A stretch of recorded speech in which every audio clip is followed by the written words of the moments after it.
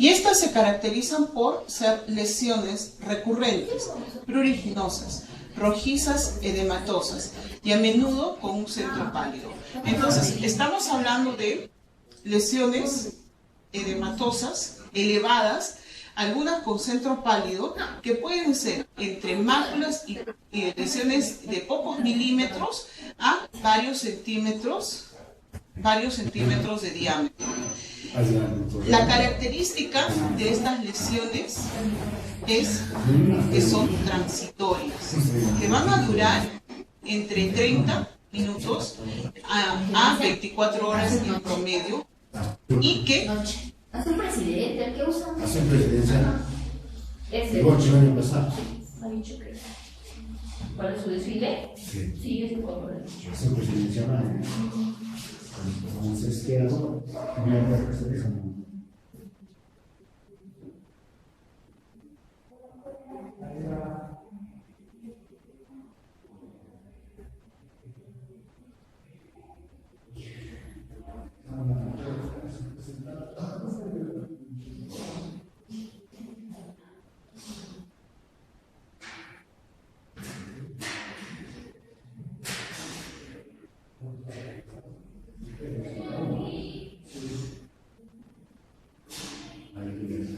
Sí, sí, a ver.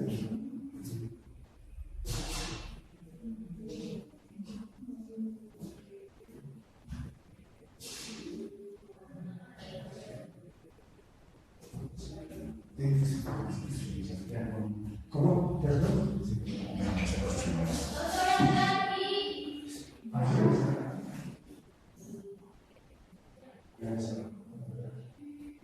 ¿Qué tema?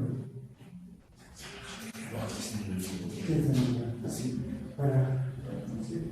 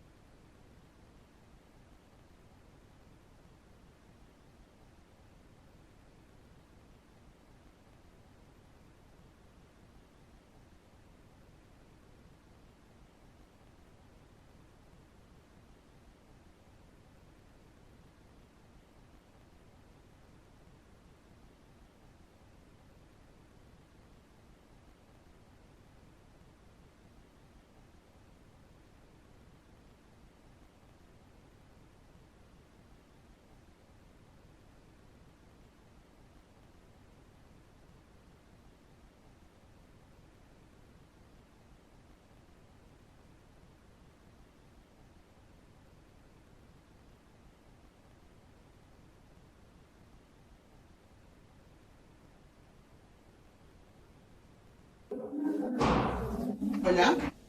Buenas tardes. Buenas tardes.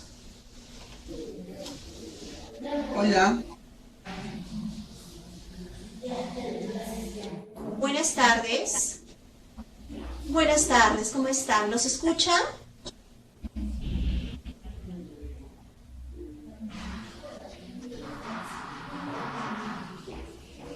Buenas tardes, estamos a punto de iniciar la telecapacitación. Quisiéramos corroborar si el audio está bien. Solo son dos. Pero uno y el doctor.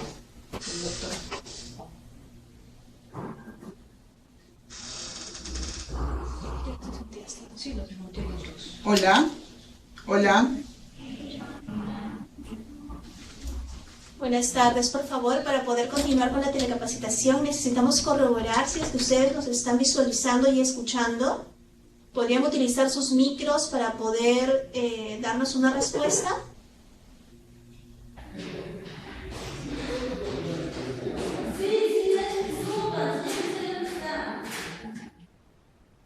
Hola. Buenas tardes, ¿con quién tenemos el gusto?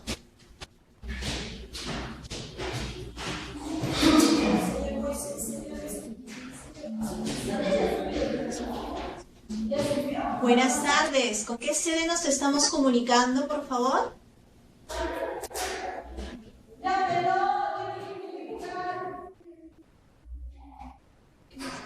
No le escuché bien, disculpe, ¿con qué sede nos comunicamos?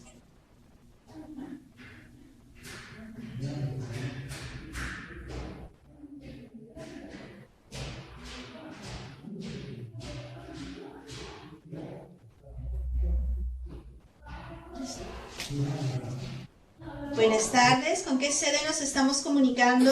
Sí, hablando. ¿Aló? Hola. ¿Cómo está? Buenas tardes.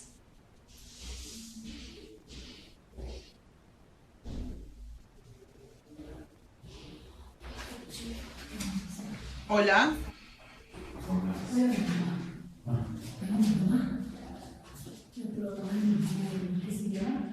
Aló, doctor, ¿cómo está? Muy buenas tardes. Le habla Joana Campos, estudiante de telemedicina. Quisiéramos corroborar si nos están escuchando bien para poder continuar la telecapacitación. Ok. Está un poco bajo, pero sí pueden escuchar a la doctora en todo caso. Pero que suena muy bien.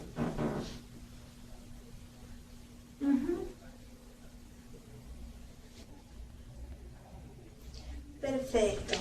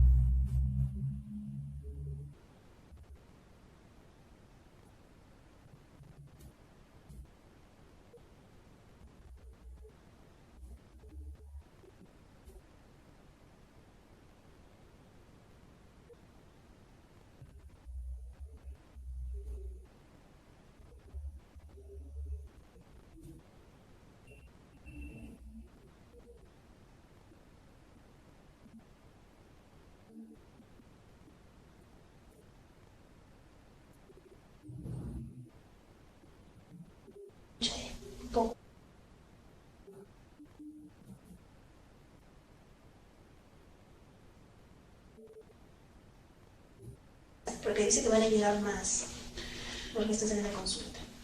Bien, entonces volvemos a iniciar.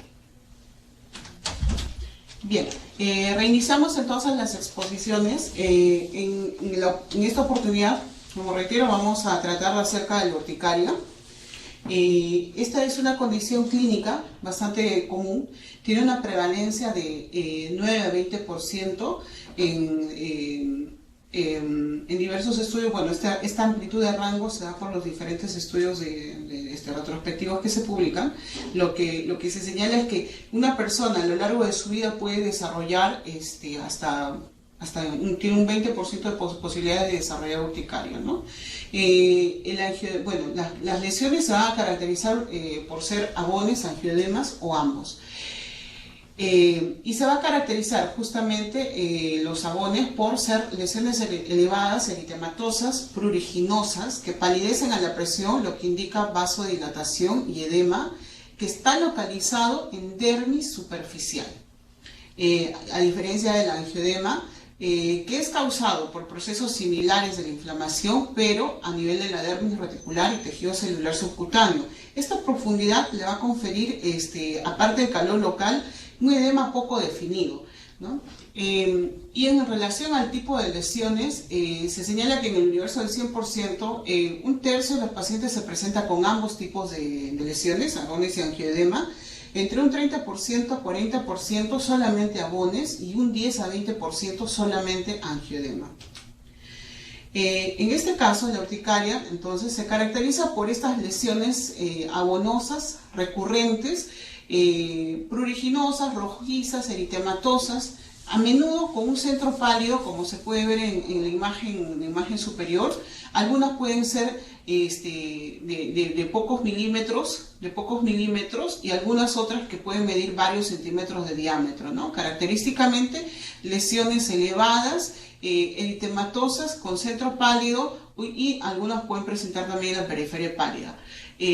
Son característicamente transitorias. Los abones son fugaces, duran mayormente 30 minutos, pueden durar más, en promedio menos de 24 horas, y característicamente no van a dejar secuelas, cosa que cuando llegan a la consulta lo que van a decir es: tengo un montón de ronchas en el cuerpo, se levantan, se descubre la ropa y ya las lesiones han desaparecido y no van a dejar secuelas, no dejan manchas, menos van a dejar cicatrices, que es lo que tiene que uno informar a los pacientes para tranquilidad, ¿no? Ahora, veamos los diferentes tipos de lesiones amplias. En este caso, este es una pequeña que está cursando con una urticaria anular gigante, ¿no? Que también es reactiva a medicamentos, a virus, reactiva a infecciones, ¿no? Lesiones abonoides de menor diámetro, ¿no? Elevadas, con centro pálido, y algunas que pueden ser bastante menudas y agrupadas. Bien.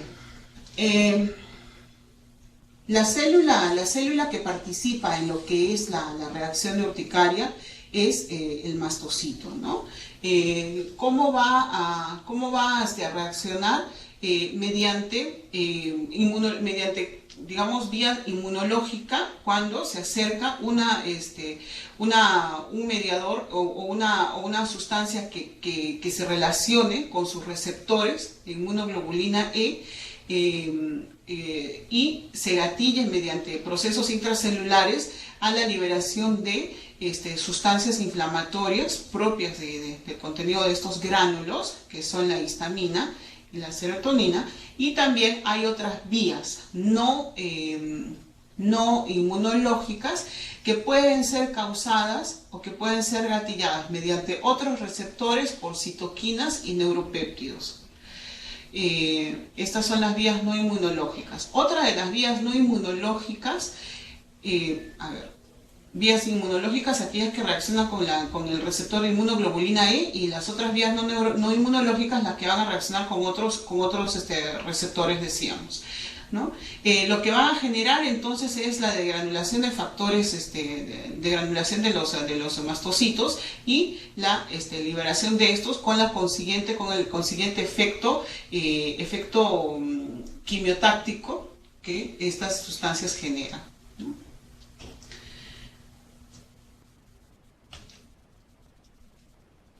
Bien, acá otro esquema que explica un poco más las vías, tanto inmunológica como no inmunológica. La activación inmunológica va a ser mediada por la reacción del receptor inmunoglobulina E, ¿no? Si la inmunoglobulina E viene con un alergeno, hace unión con lo que es el receptor y viene la degranulación.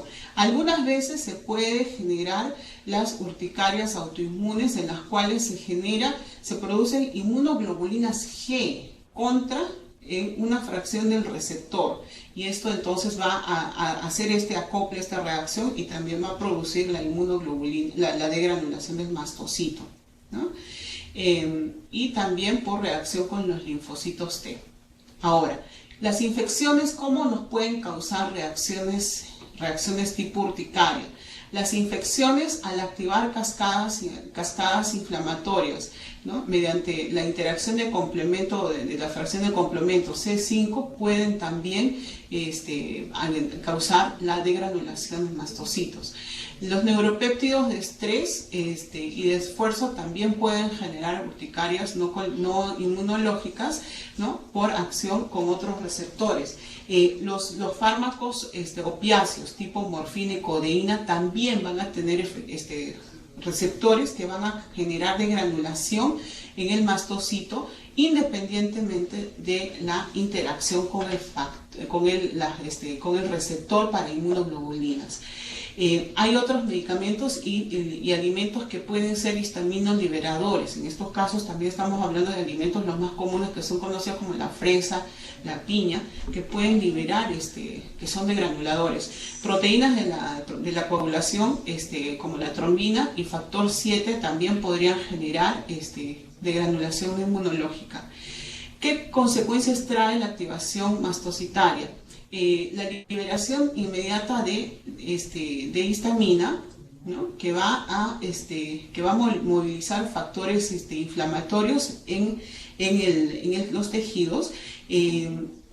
De 3 a 6 horas va a movilizar lo que son mediadores lipídicos inflamatorios tipo prostaglandinas y leucotrienos, y después de las 6 horas producción de otras citoquinas, lo que va a generar reclutamiento de infiltrado inflamatorio. Las primeras horas, entonces, lo que vamos a ver es por el efecto de la histamina, ¿no? La movilización de factores de necrosis tumoral, proteasas, heparinas, serotonina, proteoglicanos. De 3 a 6 horas estamos hablando de los leucotrienos, que son inhibibles, por ejemplo, con el montelukast, y después de las 6 horas estamos hablando ya de, digamos, expresión inflamatoria histológica mediante infiltrado inflamatorio. Cuando nosotros tenemos un cuadro de urticaria, se nos presenta un paciente con las típicas lesiones de urticaria, lo que vamos a hacer es, primero catalogar al paciente, ¿no? Si se trata de una urticaria espontánea, una urticaria física o de otras urticarias. Tanto los grupos de estudio de consenso americanos como los grupos de estudio europeos, plantean, este es un consenso de clasificaciones. Entonces, lo que vamos a hablar es, si una persona presenta urticaria que no tiene un gatillante conocido, ¿no? Vamos a catalogarlo como una urticaria espontánea. Según el tiempo, la urticaria espontánea se va a catalogar entre aguda y crónica. Menos de 6 semanas de evolución, estamos hablando de una urticaria aguda. Más de 6 semanas de evolución, estamos hablando de una urticaria crónica.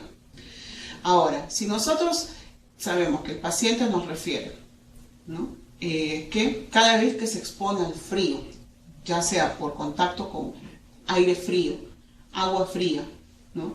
Se le gatilla, vamos a hablar de una urticaria física por frío.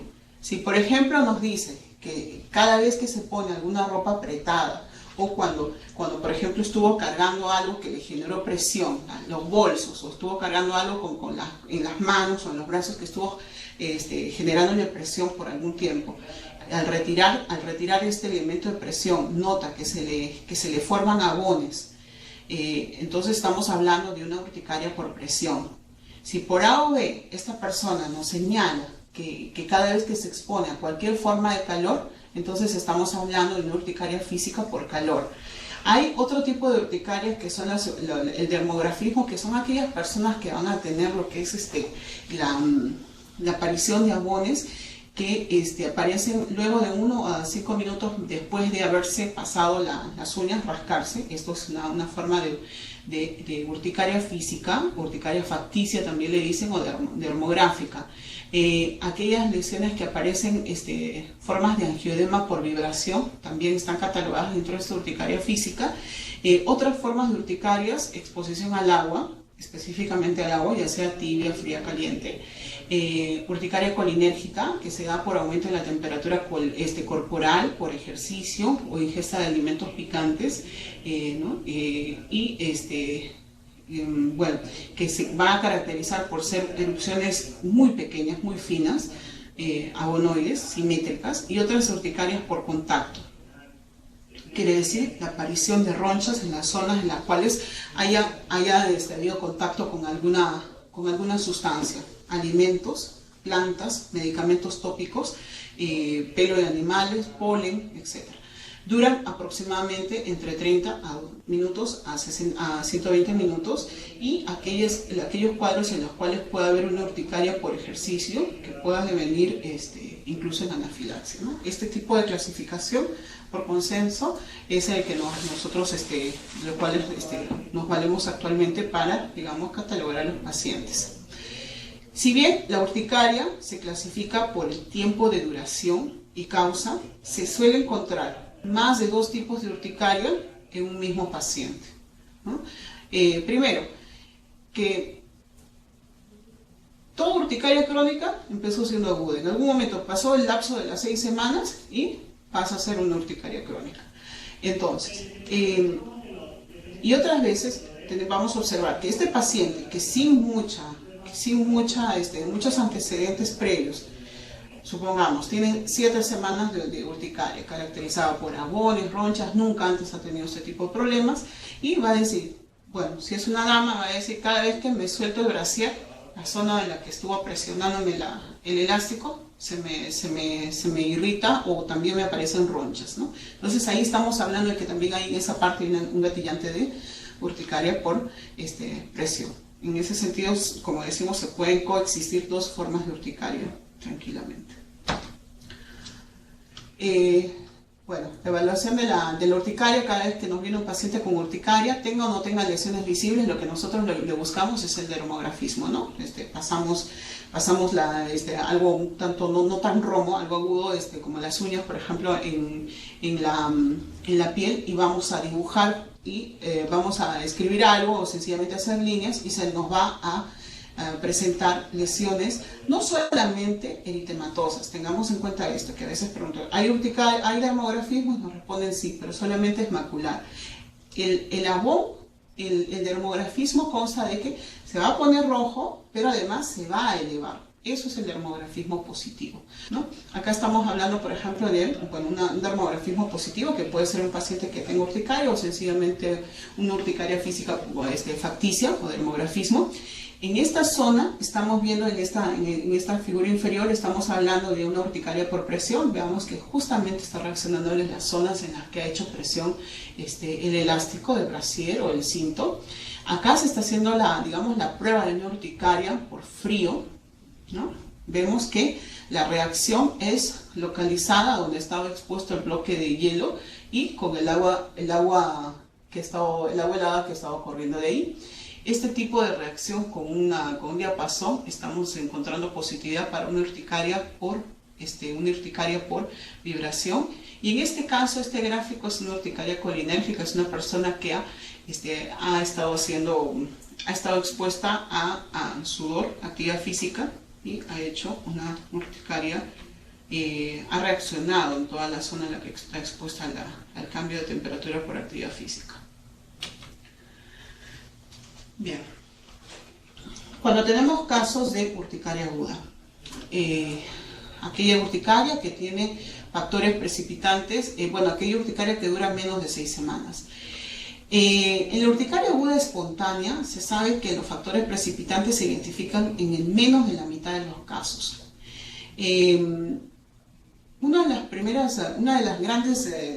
Un grupo grande de factores precipitantes están incluidos en las infecciones. El 40% de estos casos es causado por infecciones, o gatillado por infecciones. En niños, principalmente en las parasitosis intestinales o las infecciones de vías aéreas respiratorias. Y de estas infecciones de vías aéreas respiratorias, a la cabeza están los micoplasmas, ¿no? Y en los adultos, lo que podemos encontrar como gatillantes principales es la hepatitis viral y la mononucleosis. Pero si nosotros, por ejemplo, tenemos un cuadro de urticaria aguda espontánea en una persona y le preguntamos por algún gatillante, nos va a decir, no he comido nada diferente, no he tomado ningún medicamento diferente. Pero si uno indaga hacia 2 o 3 semanas previas, si ha estado con algún proceso infeccioso y por orden de frecuencia respiratorio, nos va a decir sí, sobre todo en niños, ¿no? Una segunda causa por orden de frecuencia es la reacción a drogas, o sea, alergias a urticarias por medicamentos, un 9.2% de casos. Y en este caso, a la cabeza están no solamente los antibióticos, sino también tenemos que tener en cuenta los antiinflamatorios no esteroideos.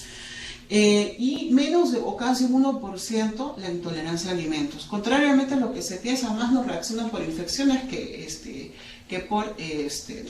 por alimentos, ¿no? De los 50%, esto en relación al 50% de casos identificables o con los factores precipitantes. En cuanto a la urticaria crónica, se va a clasificar esta urticaria crónica en la urticaria crónica espontánea y la urticaria crónica inducible. Se debe diferenciar, además tener en cuenta, en el caso de que una persona presente cuadros de urticaria de más de 6 semanas de evolución a la memoria de este paciente, en el recuerdo de esta persona, debemos diferenciar aquellos cuadros de urticaria aguda intermitente. ¿Qué quiere decir? Aquellas personas que tienen episodios que duran unas horas o días de urticaria y después no se les vuelve a presentar en meses o años. Se presentan, hay pacientes que van a venir así, que te dicen, sí, yo tengo urticaria ya tiempo, tengo unos 5 o 6 años. ¿Cada qué tiempo le salen las rochas? Me sale cada 2 meses, cada 3 meses. ¿Cuántos días le dura? 1 día, 2 días. Entonces, esto cataloga como una urticaria aguda intermitente y no como una urticaria crónica, ¿no? La urticaria crónica inducible se caracteriza por tener la capacidad de ser gatillada y consistente y repetidamente por diferentes estímulos específicos. Esto estamos hablando de aquellas otras urticarias, las urticarias físicas o las inducibles mencionadas anteriormente. Y cuando no hay un factor inductor, cuando no se identifica en los casos de urticaria crónica un factor inductor, se van a denominar urticarias crónicas espontáneas. Y en este grupo tenemos que reconocer que en este universo, en este 100% de crónicas espontáneas, hay un 30-40% de personas que van a presentar autoanticuerpos, lo que va a sugerir una base inmunológica autoinmune en estos pacientes. Y este grupo del 30% de pacientes con urticaria crónica espontánea que van a presentar positividad para estos autoanticuerpos se denominan en algunas clasificaciones urticaria crónica autoinmune o urticaria crónica asociada a anticuerpos. Y este grupo de personas que están asociados a la presencia de anticuerpos, en este grupo de personas que tienen urticaria crónica autoinmune, están asociados a la presencia de inmunoglobulina G contra el receptor de alta afinidad IgG o IgA en el mastocito, justamente lo que veíamos en el gráfico inicial, ¿no? Un IgG encajando en el receptor de alta afinidad. En los pacientes en los que se sospecha algún factor detonante de urticaria crónica, las infecciones, las drogas, alimentos y factores psicosociales son los más comúnmente asociados. Nuevamente, uno de los principales factores asociados a la aparición de cuadros de urticaria crónica, las infecciones. Bien. Cuando tenemos entonces un paciente con urticaria, lo que vamos a evaluar es, según este algoritmo, si presenta abones o angioedema, ¿no?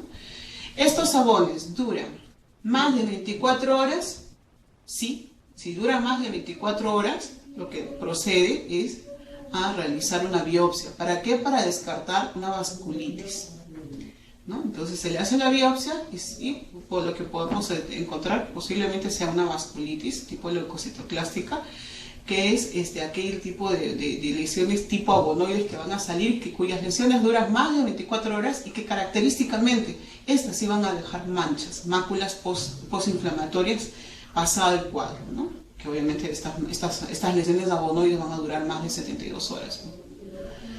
Si estas lesiones duran menos de 24 horas, estamos hablando entonces de lesiones transitorias, ¿no?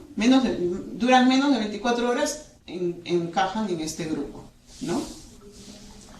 Tienen más de 6 semanas, estamos entrando en lo que es el grupo de las urticarias crónicas, ¿no? Y de acá, evaluar si se trata de urticarias inducibles o de la urticaria crónica espontánea. Duran menos de 6 semanas, estamos entrando en el grupo de las urticarias agudas.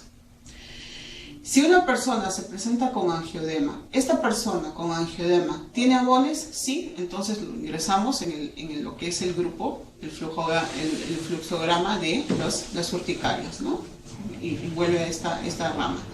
No tiene abones, entonces tenemos que hacer otras pruebas para determinar si se trata de urticaria por presión o se trata de formas de angioedema hereditarios o formas de urticaria crónica.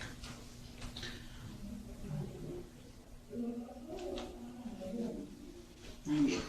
Un cuadro comparativo de lo que son las urticarias agudas y crónicas en base a su causa, el manejo y la evaluación y el manejo. Habitualmente las urticarias agudas van a deberse principalmente a virus, lo que hemos hablado, en orden de frecuencia, medicamentos, ¿no? Alimentos y otros factores. Factores físicos que puedan causar urticarias, también están incluidos los factores, las picaduras de insecto y otros alergenos. En base a la historia es que en una urticaria aguda habitualmente no pedimos, digamos, la urticaria aguda lo que hacemos es manejarla, es darle el tratamiento, ¿no? Si tenemos antecedentes digamos, de historial de atopía o marcha atópica, podríamos pedir pruebas de tipo IgE, ¿no? El dosaje de IgE para ver si está elevado, cuán elevado está, pero si es una persona atópica esto va a estar también elevado. El tratamiento, evitar, si es que llegamos a identificar un agente causal, evitarlo, se van a dar, y el tratamiento farmacológico, ¿no? El tratamiento farmacológico que a continuación vamos a ver. En caso de la urticaria crónica, principalmente lo que vamos a encontrar es que también en la urticaria crónica un 50% se caracteriza por ser autoinmune, idiopático. Podemos encontrar las urticarias crónicas espontáneas autoinmunes, aquellas que son asociables a medicamentos, a factores físicos, infecciosos y alimentarios, que son también en menor frecuencia.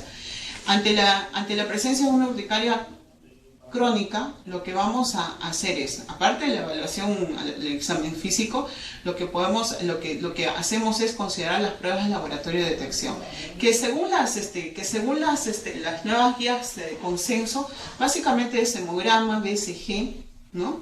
Examen de heces para determinar si está asociado a un parasitológico, ¿no? Y en algunos casos anticuerpos antitiroideos para determinar que se trata de una urticaria crónica espontánea, autoinmune. Y en este caso, ¿por qué los anticuerpos antitiroideos? ¿Por qué? Porque este tipo de anticuerpos tiroideos nos va a hablar más que nada del pronóstico, en relación a que las personas que presentan anticuerpos anti-TPO, antitiroideos, lo que van a tener es, digamos, una respuesta más lenta al tratamiento. Entonces esta positividad o este dato nos permite preparar al paciente, ¿no? Porque finalmente los pacientes lo que van a decir es: no me pasa la urticaria, no me curo, y van a recurrir a otras alternativas que a la larga podrían generarle más perjuicio.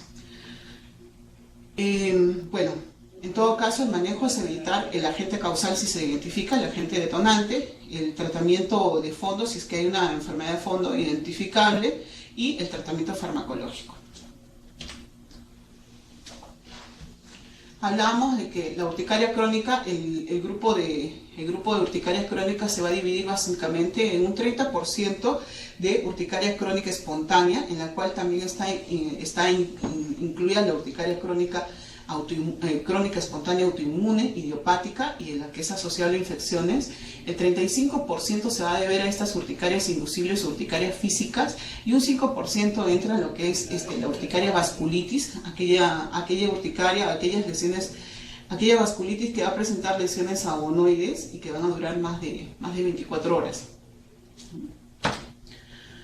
Entonces, dentro de lo que son las causas de la urticaria crónica espontánea, la más frecuente es la infecciosa, y va a variar según la región geográfica. En estos casos, dentro de lo que es estudios acerca de infección y urticarias, se ha encontrado que en grupos de estudio han hallado que el Helicobacter pylori posee una proteína que va a producir degranulación de mastocitos. Entonces, esta asociación fue considerada valiosa, y en casos en los cuales se tienen urticarias crónicas espontáneas, sintomatología gástrica, no estaría de más, obviamente, hacer un estudio para descarte de Helicobacter y su correspondiente tratamiento.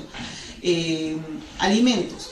Lo que se ha encontrado es que podría darse esta urticaria en pacientes con urticaria de curso intermitente. Entonces, si una persona tiene una urticaria crónica con curso intermitente y en el que identifiquemos al menos una hora luego de la exposición al posible alergeno se presenten las lesiones, estamos hablando de que posiblemente determinado alimento sea el alergeno. En este tipo de pacientes, en los cuales tenemos esta sospecha de que algún alimento puede estar causando actuando de alergeno, en un 20% de estos pacientes, cuando se les hace el examen del prick test, sale positivo a estos alimentos, ¿no? A los alimentos sospechosos. Pero cuando se les hace un dosaje de IgE específico de este grupo, menos del 2% va a salir positivo. Entonces, como que ahí hay mucho todavía mucho por definir y estudiar. Hay pacientes que van a presentar una forma de anafilaxia asociada a picaduras de mosquitos, en las cuales se van a sensibilizar a una molécula, la galactosa alfa 1,3 galactosa, que se encuentra en la leche y las carnes rojas. Entonces, en estos casos, cuando esta persona se sensibiliza a esta sustancia ingresada por el mosquito, puede presentar cuadros severos de urticaria y hasta casos severos de anafilaxia a la ingesta de leche y carne roja. Pero este tipo de reacciones es muy pequeño en cuanto a estadísticas. Hay ciertas drogas, tipo inhibidores de enzima convertidora de angiotensina, que van a causar una degranulación de mastocitos no inmunológico, justamente lo que veíamos en el esquema anterior, en los cuales por acúmulo de neuroquininas, ¿no?, puede generarse la degranulación de mastocitos, y estas personas pueden presentar justamente o lesiones abonoides o angioedema si están usando este tipo de productos, ¿no? Es más frecuente en población afrodescendiente, en personas atópicas, en mujeres y en personas que tienen hábito tabáquico. En el caso de las drogas, los antiinflamatorios no esteroideos, estos pueden causar abonos y angioedema, exacerbando cuadros de urticaria crónica espontánea preexistente o en personas sanas. En este caso también este tipo de urticarias es el tipo de urticarias inducida por drogas, ¿no? Se ha encontrado en grupos de seguimiento, en grupos de estudio de urticaria, la urticaria crónica está también presente, coexiste con problemas de ansiedad o estrés. Obviamente una persona que tiene urticaria crónica y que no está adecuadamente manejada va a tener problemas de ansiedad, va a tener problemas de estrés. ¿Por qué? Porque esta persona no duerme bien. El prurito va a afectar lo que es calidad de vida. Sin embargo, también, independientemente de lo que se haya encontrado, de que este problema, este factor psicológico, sea secundario a la urticaria, se ha encontrado también que en personas que tienen problemas afectivos, también se puede presentar urticaria. Entonces, no solamente lo tomemos como una cuestión secundaria o, derivada de la presencia de la urticaria. Lo que se observa es que en personas que también tienen problemas de estrés o ansiedad o problemas afectivos también puede presentarse independientemente un cuadro de urticaria, ¿no? Un cuadro de urticaria. En cuanto a lo que es la urticaria crónica autoinmune, aquella que decíamos que se presenta en un 30-50% de personas con urticaria crónica espontánea. Esta se va a caracterizar porque existe una inmunoglobulina G dirigida en la fracción de alta afinidad del receptor IgE y que va en contra también en menor cuenta, perdón, acá es un lapsus, contra IgA. Este grupo de personas tiene mayor riesgo de trastornos tiroideos, diabetes, lupus y artritis reumatoide. Y además, si este grupo de personas va a presentar positividad ante los anticuerpos anti-TPO, anticuerpos antitiroideos tiroperoxidasa, entonces digamos la respuesta terapéutica, reitero, va a ser un poco más lenta.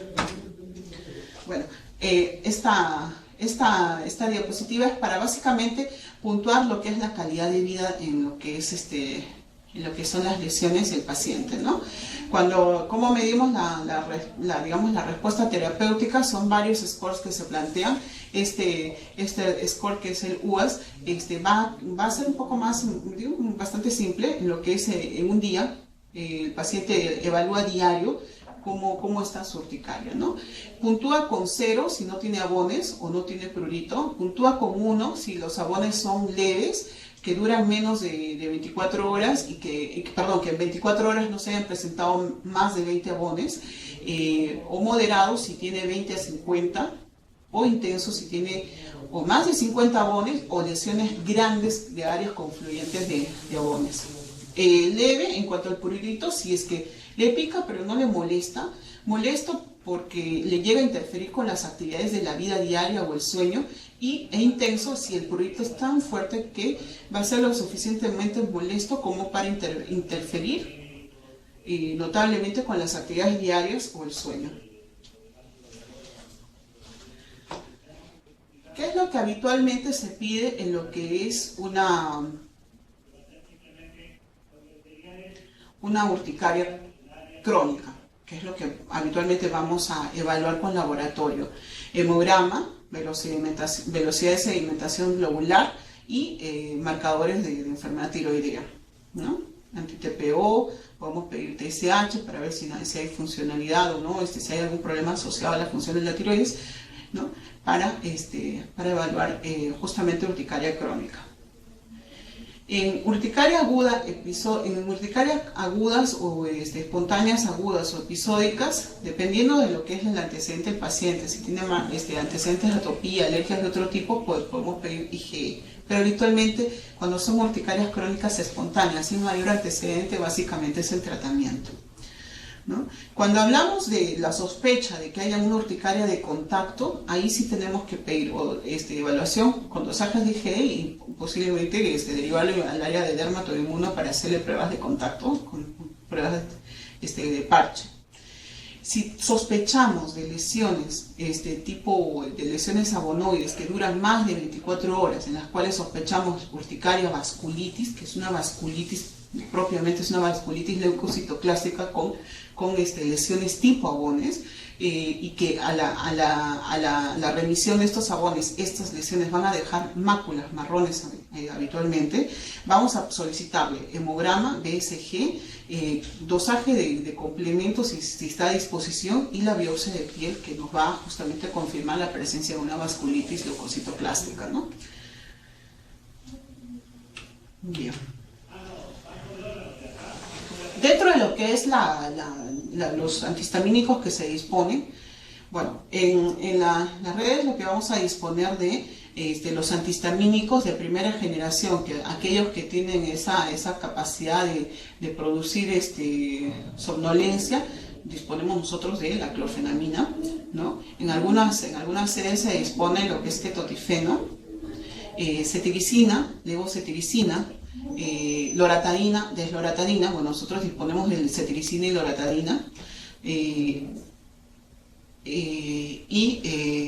ranitidina, antihistamínicos tipo 2, y otras herramientas para lo que es urticaria fuera de lo que es antihistamínicos.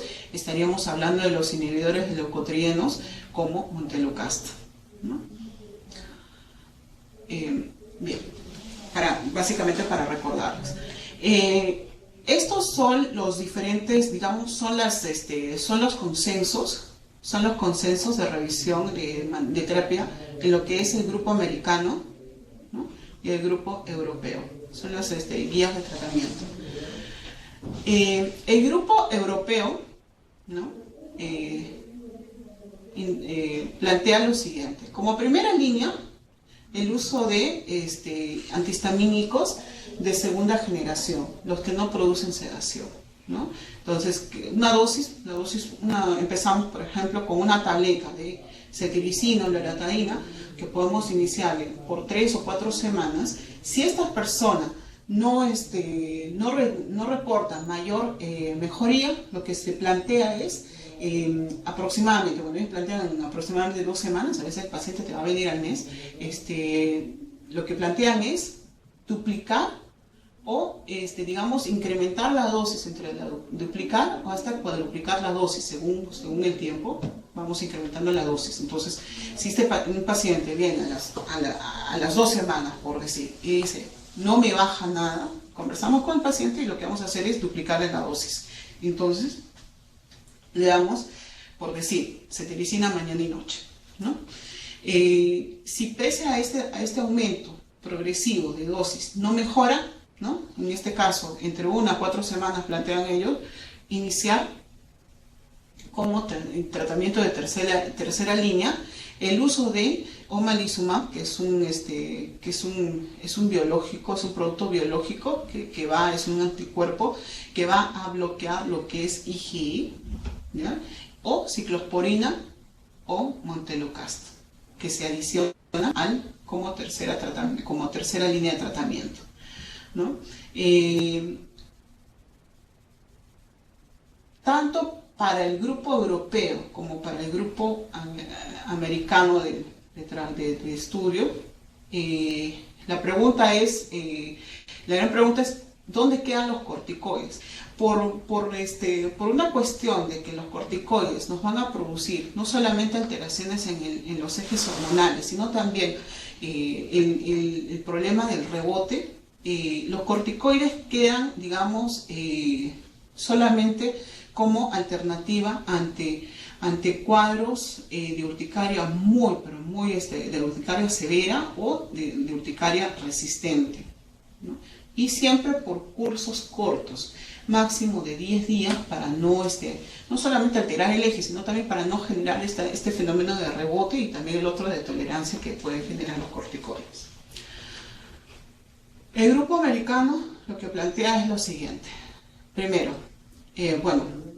iniciar los pasos de tratamiento, de catalogar al paciente en qué tipo de urticaria es, y primero, paso 1, monoterapia con antihistamínicos de segunda generación, cetiricina, loratadina, levocetiricina, desloratadina, evitar factores gatillantes, drogas antiinflamatorios no esteroideos, y evitar factores físicos que puedan gatillar estas causas, por ejemplo, exponerse a extremos de temperatura, exponerse a gatillantes que pueda, en caso de que haya urticarias físicas, angioedema presente.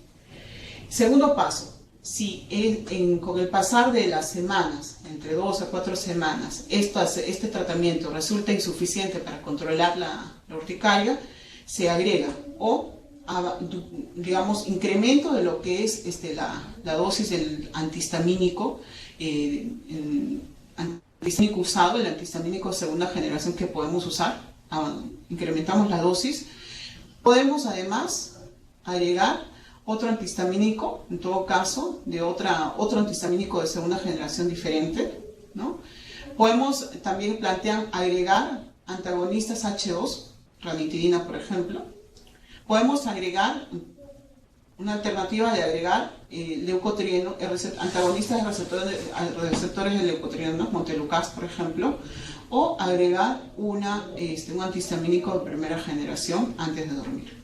Bueno, si por ejemplo en este caso, ¿no?, la urticaria no nos está respondiendo bien, lo que podemos hacer, ¿no?, por orden de evidencia de respuestas, es duplicar la dosis, y podemos agregar duplicar la dosis del antihistamínico de segunda generación, y también podríamos agregar lo que es un antihistamínico de primera generación a la hora de dormir, si es que además esta persona está teniendo, digamos, una muy mala calidad de sueño debido a esta urticaria.